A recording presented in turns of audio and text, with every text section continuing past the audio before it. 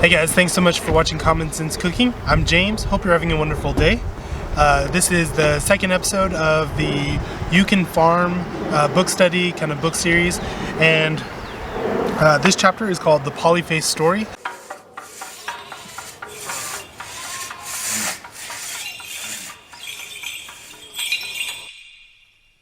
I mentioned in the introduction that Polyface is the name of the farm that he manages, that Joel Salatin, the author, manages. And the Polyface story kind of shows going back to even his great-grandparents, some of the stories of the Salatin family. And it talks a lot about their work ethic, the things that they did to make their dreams of farming and everything happen. And they're very, very inspiring stories. Probably just going to kind of skim through these, try to give you the heart of the message. Once again, if you are interested in this, there's no alternative to just buying the book and reading it. It's really great, worth the money. This is just kind of going to be an add-on, kind of giving a glimpse into it, giving an idea of it, and then also looking at it from the Common Sense Cooking perspective. So he talks about his grandfather who inherited a farm from his dad, and really was interested in it, really loved agriculture, but was just having some difficulties, and eventually he decided to pursue another trade. But he still had that love for farming, for agriculture, and so what he did was he had a suburban half-acre plot of land, and it was the plot of land that really inspired Joel. Whenever they would go to his grandfather's house, he would just see all the berries and all the produce and the beautiful vegetation that his grandfather was using. He just had 1/2 acre, and he's able to create so much abundance with that. And I think that's an important story for those who maybe they're not ready to go all out. Maybe they want to keep their job. Maybe they don't want to do this full time. I would love to be able to do this on a full-time basis, and would like to be working towards that. But some people aren't, and some people just won't ever be in the position to be able to do that. But if you have an interest in this, if you have an interest in restorative agriculture and sustainable agriculture, then what do you already have? Do you only have a windowsill, or maybe 2 windowsills where you can grow some fresh herbs? We'll start with that and see how successful you can be with what you already have. Maybe you have a tiny plot. Maybe you have a balcony on an apartment that you could make a box and put soil in that, and maybe grow some stuff there. Whatever you have, be thinking, how can I utilize what I already have? We are renting some land right now, and we got to go ahead to have a garden, and pretty sure we have less than 1/4 of an acre here, but we're hoping to utilize that. We're hoping to make the most of what we already have, and then if we're successful with that, then we can scale it up. Maybe we can rent some land, maybe we can buy some land in the next couple of years. But we can't just wait for that to happen. If we do, then we'll just be starting fresh then, as opposed to, hey, well, we have some land here now.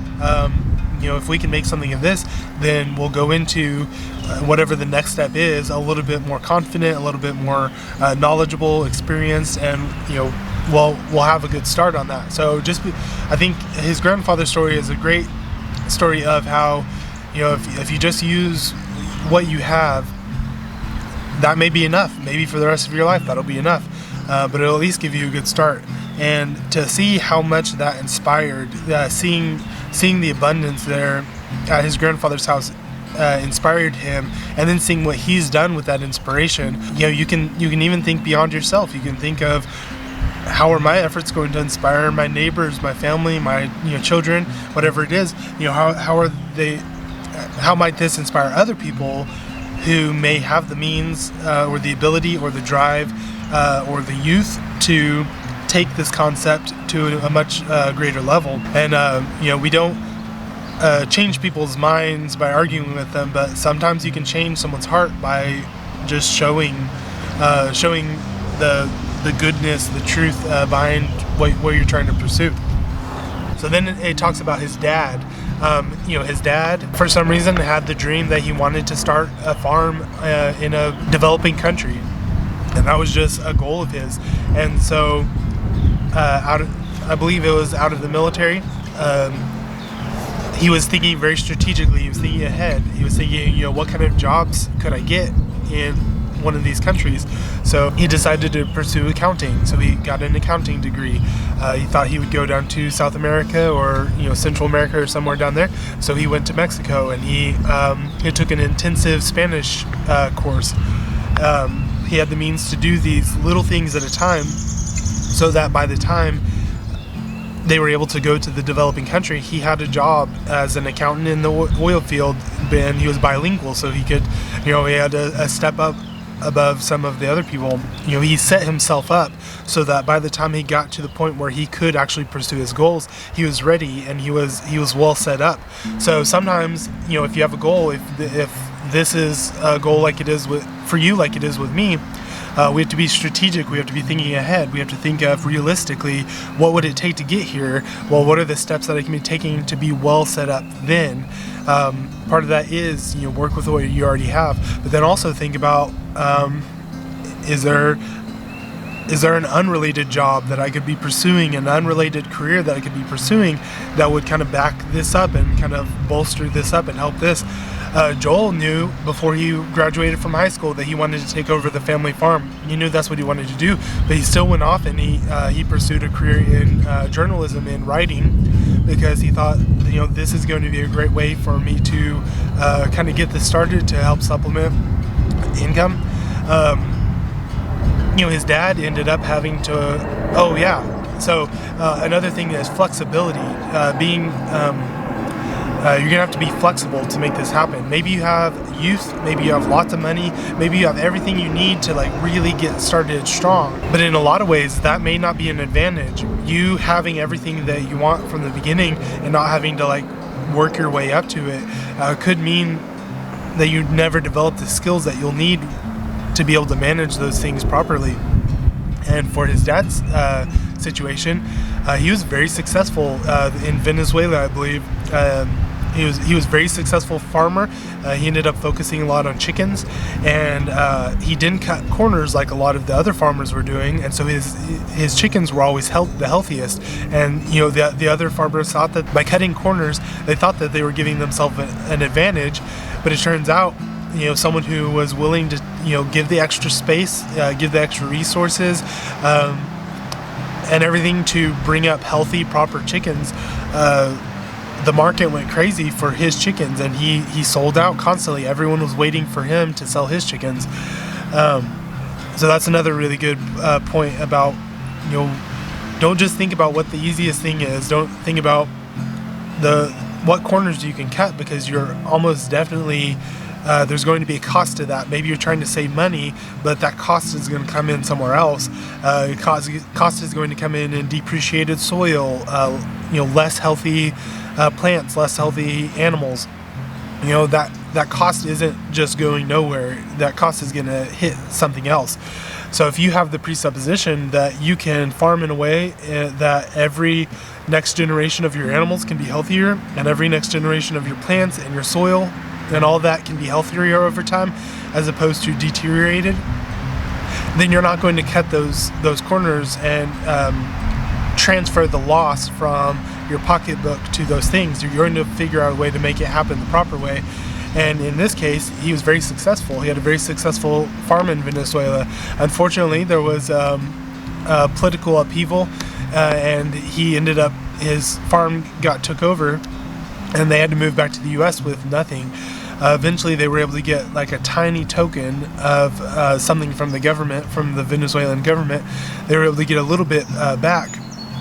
And then basically, his dad took that opportunity, was like, we have nothing, we have to start completely over, but he was flexible. He didn't just give up. He didn't just he wanted to make this happen. So he found a depreciated piece of land, and he took what little money he had. He bought some cows. Through managing the cows and the grazing, he was able to build up the soil, build up the productivity of the land.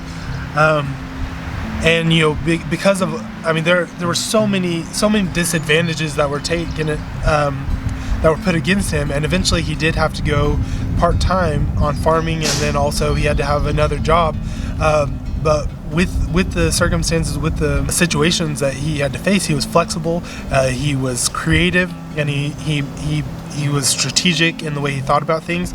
And so, yeah, maybe he never got to be full-time as a farmer after losing his previous farm, but he was able to set it up so that his son was able to do that. Of course, his son Joel, the author of this book, would not have been able to do that either if he wasn't also taking on the characteristics, the character traits of his dad. If he took the farm and didn't take that self-discipline, that creativity, that mindset of not cutting corners, of holding firm to your beliefs, if he hadn't taken all those character traits, then he would have, probably run it into the ground. Talking about that discipline and that, really holding to your beliefs. His dad, because of some crisis that he felt strongly about, no longer felt good about driving his car to work 14 miles. So he got a bike and he started biking to and from work 14 miles both ways because of his beliefs. Think about how much are you willing to change and take on yourself when you feel strongly about something. How much are you willing to change in order to pursue that goodness that you see, instead of looking at all the other people and being like, they need to change their minds, they need to think differently about this, they need to agree with me. Instead of doing that, who's willing to change their own life to really get behind this? His dad wasn't worried about making everybody ride their bikes to work because he didn't think that people should be driving their cars during this time. He just saw, this is what I believe, and this is a logical conclusion, and he followed that. Another couple of things about being flexible. Joel Salatin's brother wanted to raise pasture rabbits, so he built this kind of portable cage that you could drag along, and they would have fresh grass every 12 hours, every 24 hours. Some people have done this successfully, but I guess they could never quite get the pins to work just right. So then later on, Joel wanted to do chickens. He wanted to do chickens the same way, and his dad was like, well, we already have this resource, why don't you fix up the previous rabbit pens and make that work? And it was very successful, and it's one of the big things. Joel Salatin has a whole book called Pastured Poultry Profits that is based on a very similar system to what he did, because his dad was being flexible and being creative in the process. So that flexibility, that creativity, that strategy of being able to think ahead and thinking of not the straight line, but what are some of these other things that I could be doing now to be set up once I get to that point. All those things are going to be very important, and his family really portrays. We'll go back to Joel's story. We've seen his grandfather and his father, and there's so much great detail in here that it kills my heart to have to pass over. But Joel took those same characteristics. He was very much willing to sacrifice to make it happen. He was strategic. He went and he was working for a newspaper to make some money while working on the farm. He did that for a while, but because of these practices, because of the way they were responsibly handling what they had, their time, their land, and all of that, they got a lot of attention from people who needed help. So there was a black walnut shelling company that just had tons of business, and they weren't able to run it anymore. So Joel Salatin caught their attention, and they basically offered him, or maybe he pursued it in this case, but either way, they entrusted it to him so that he could run it. So he was able to quit the newspaper, run that mill, use the husks of the black walnuts, kind of like we are with the wood chips, to be a good ground cover. And that's an area of flexibility. So he saw there was a byproduct, and he saw, well, it's a natural byproduct, how can I use it? And he was flexible and able to use that. But he was finally able to quit that job. And then there was an Amish family that needed some help with something, and they entrusted part of their business to Joel. So he's able to do that along with farming. And now he's, extraordinarily successful full-time farming. But he wouldn't have gotten there if him and his wife weren't willing to. They were living on, I think, a couple hundred, $200 or $300 a month. They've never had TV in their entire lives. I think he says that all they've ever spent on vehicles is about $6,000 in their life. So they're not buying new cars. They only ate the food that they produced. They're willing to make these major sacrifices to make this happen. There are a lot of easier paths than that, but if you believe that this is something that's good, it's good to pursue, and it's better for the stewardship of the earth, for the community. One of the biggest drives for my wife and I in doing this is because we want to provide good, nutrient-dense food for others. It's amazing how far we've gotten off of just having sustainably enriching foods available to us. Joel Salatin is not certified organic, not because he doesn't use those practices, but because it's a philosophy and an area of control that he doesn't have to submit to that, because he's doing everything the best that he can and to such high integrity. Not only is he organic, but he goes well beyond the organic practices, and he's not concerned with fitting into that label. He wants to sell to people who want to know him personally, who want to come see the farm, who want to be connected to their food. He wants to encourage that and not just put a label on it that instills trust. That there are so many terrible practices that can still be used with the organic label on it. And so how do we get reconnected with our food? Well, a lot of us are going to have to produce it ourselves and produce it in sustainable, good ways. And that's how we're going to have that food available to us, especially if you have a family and you want to be able to provide that good food. It's really important. But then, supporting people who are doing it. If you can't, if you have half an acre, if you have less than a quarter of an acre like we do, just working with what you can towards the same goal. All of these things are going to build together for good, for the good of the land, for the good of our communities, for the good of restoring a healthy mindset about food. In talking about them saving money and being tight with their money, here's a quick quote. Usually each generation lives just a little above their means. This tends towards impoverishment. Look at consumer debt in this country and you will see what I'm talking about. That idea, kind of like with our soil, that presupposition that, well, of course, every time I grow something in the soil, I'm going to be taking out more than I give. That presupposition leads to these terrible practices that are not sustainable. But the same with our money, with our resources. If we're spending more than we're making, where do you think that's going to lead?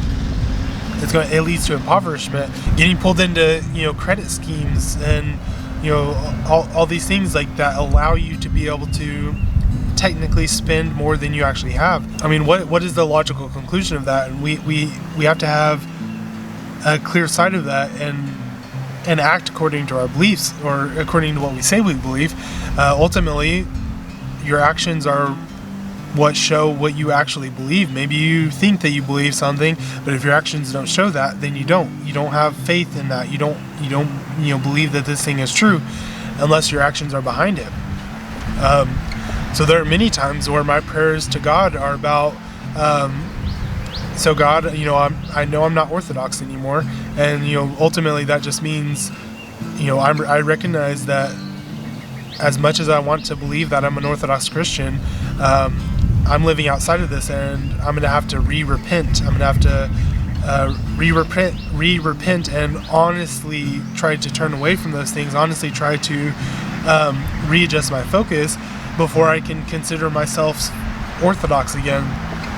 To an extent, we excommunicate ourselves from whatever our beliefs are. We excommunicate ourselves from those all the time, and it's a matter of repentance and turning back to those, and having the same drive and that same even zealousness to a great extent, to be flexible, to keep on taking the circumstances that we have and seeing, well, what call to action does that bring on me that is fitting with my beliefs. I'll leave it at that. Just remember, that strategic mindset, that flexibility, that character, all of those things are going to play way more into the result of your life, whether you're pursuing farming or not, than your circumstances are. Your circumstances don't control anything about you. they don't control anything about you. And I stand by by that as extreme, and as many what if or what about, things that come to my mind, that come to your mind. Ultimately, that is the case. If your identity is something that can be controlled by your circumstances, or seemingly can be controlled by your circumstances, I would say reevaluate whatever presupposition you have that makes you feel that way, that makes you think that way. Once again, I'm not going to change your mind, and I'm not necessarily trying to, just encouraging and challenging to some extent. But thank you guys so much for watching. Obviously these videos aren't as short as I led off that they were going to be. I thought if I was just taking a chapter at a time and seeing how little information I'm working with, that they would be short. Hope that's alright. Just let me know what you think in the comments. Any constructive criticism, any helpful comments, encouragement, anything like that can help me see what's most helpful to you guys. I'd love to hear it. So God bless. Bye.